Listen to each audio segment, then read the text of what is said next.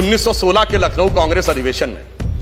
तो 1907 में नरम दल और गरम दल का सूरत में विभाजन हो गया था और 1916 के लखनऊ कांग्रेस अधिवेशन में दोनों में समन्वय हुआ, परंतु दोनों के रूप में सहज स्वीकार्य लोकमान्य तिलक थे। और स्थिति यह थी कि लखनऊ के चारबाग रेलवे स्टेशन पे जब उनकी ट्रेन आई तो उनके लिए जो बग्घी लगाई गई थी और यह था कि उस बग्घी में वो जाएंगे सभा स्थल पे, वो मोती नगर में था सभा स्थल, और मुस्लिम लीग ने अपना अधिवेशन रफाए आम क्लब में किया था।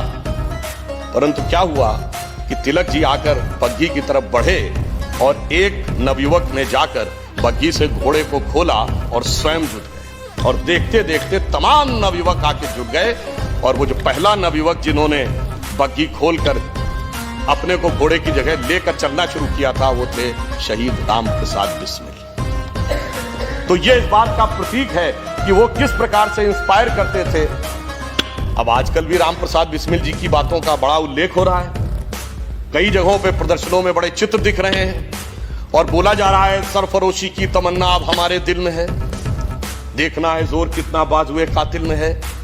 मगर आज जिन मुद्दों को लेकर जिन तरीके से जिस प्रकार के विचार व्यक्त किए जा रहे हैं उसे देखकर तो मुझे लगता है कि सरफरोशी की तमन्ना अब हमारे दिल में है, और बिस्मिल काश आते आज तुम हिंदुस्तान, देखते थे प्रोटेस्टर सारे क्या टशन और थ्रिल में है। इसलिए मैं कहना चाहता हूं जो लोग आज उनके बारे में विचार कर रहे हैं उन्होंने उन विचारों को पढ़ा समझा नहीं।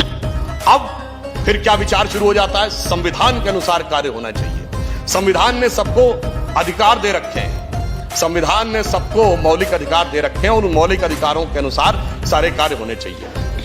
अब आजकल जब संविधान के अनुसार कार्य करने की बात आती है सभापति महोदय,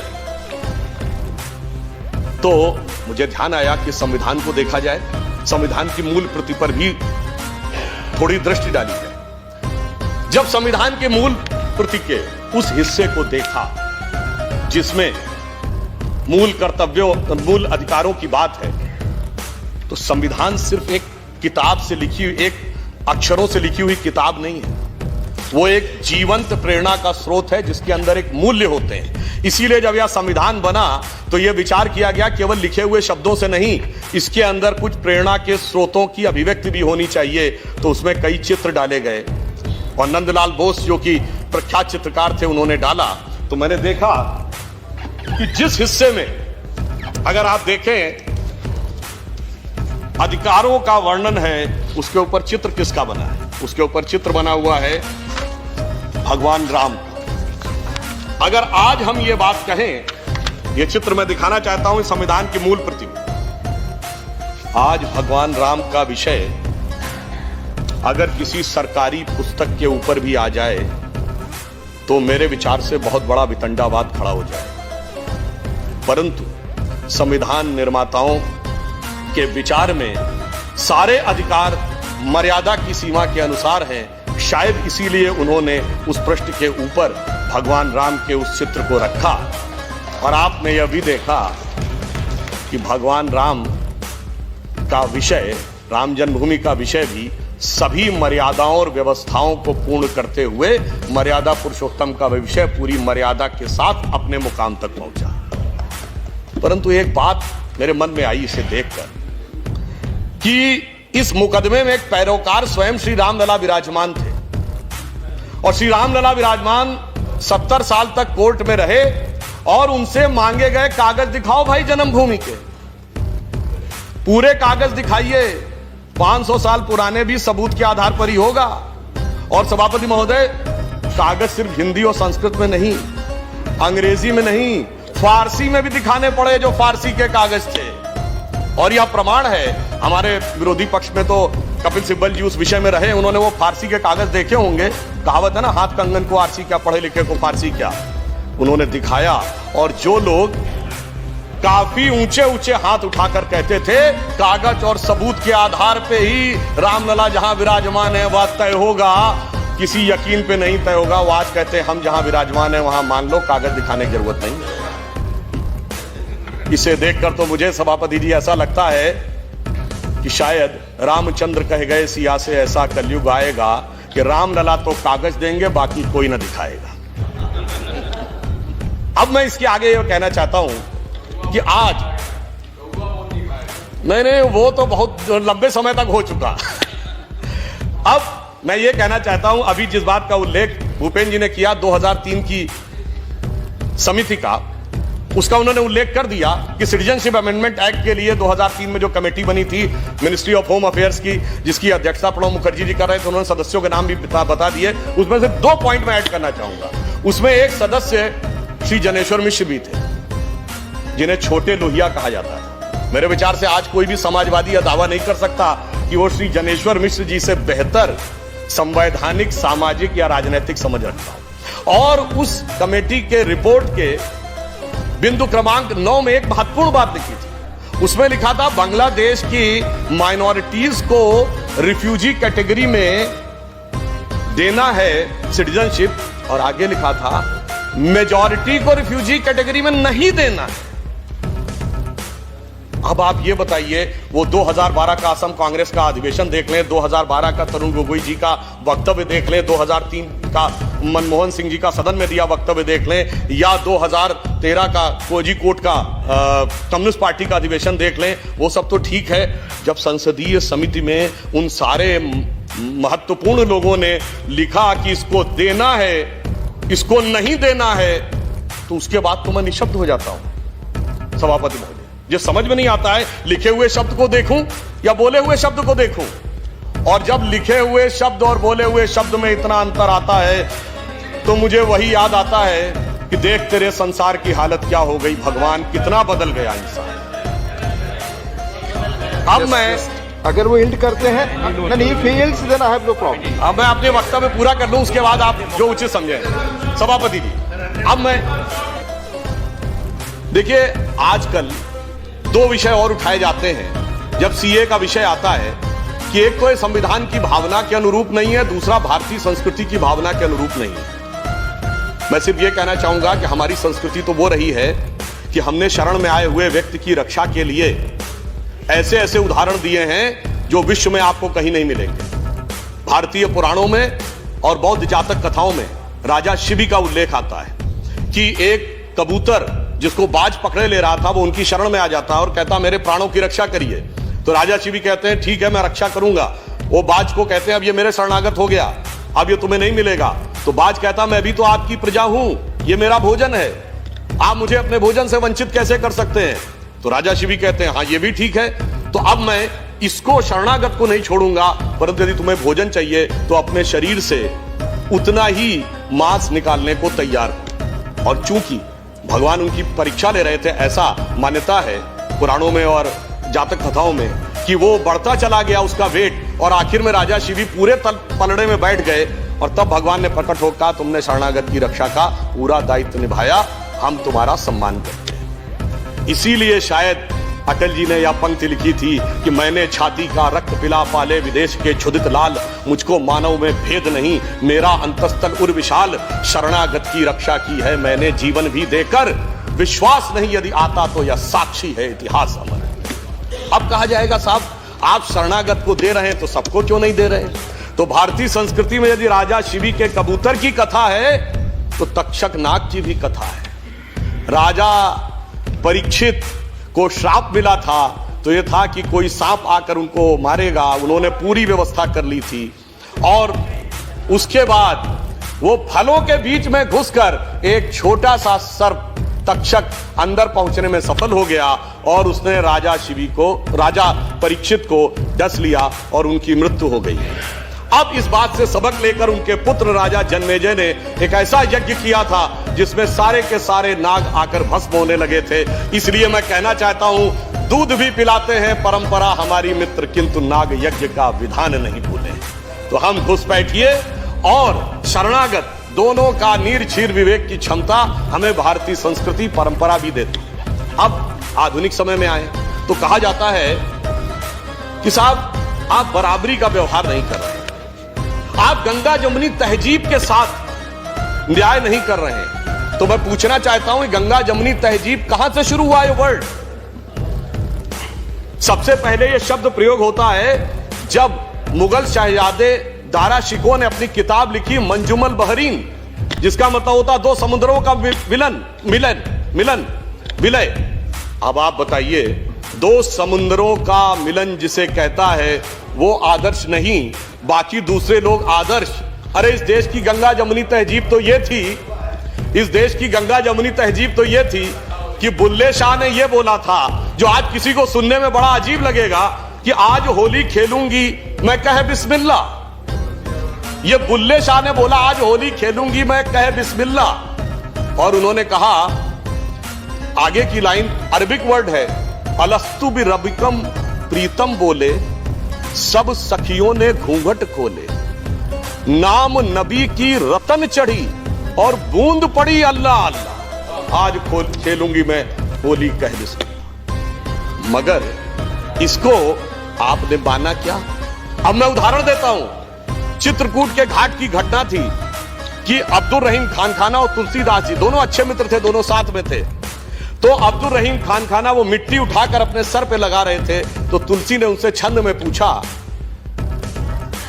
कि आप ये मिट्टी क्यों सर पे लगा रहे हैं? वो गंगा जमुनी तहजीब को अगर आप कहना चाहते हैं तो उन्होंने ये कहा कि धूरी धरत निज शीस पर। अरे धूल क्यों सर पे लगा रहे हैं? कह रहीम के ही काज, क्यों कर रहे हैं ये?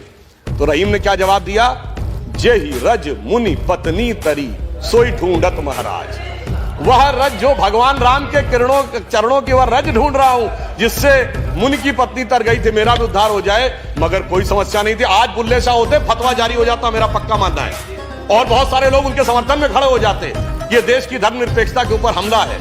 इसलिए मैं कहना चाहता हूं, और ये जो गंगा जमुनी तहजीब थी, इसमें कोई समस्या आजादी के बाद तक भी नहीं थी। ये सारी समस्या 1976 के बाद आई, जब सेकुलर शब्द का प्रयोग अपने राजनीतिक हित में करने की शुरुआत हुई। अगर मैं आपसे कहना चाहूं, आप सब ने वो सुना होगा, मन तरपत हरि दर्शन को आज। ये किसने गाया? मोहम्मद रफी ने। लिखा किसने? शकील बदायूनी ने। संगीत किसने दिया? नौशाद ने। तो गंगा जमुनी तहजीब ये थी।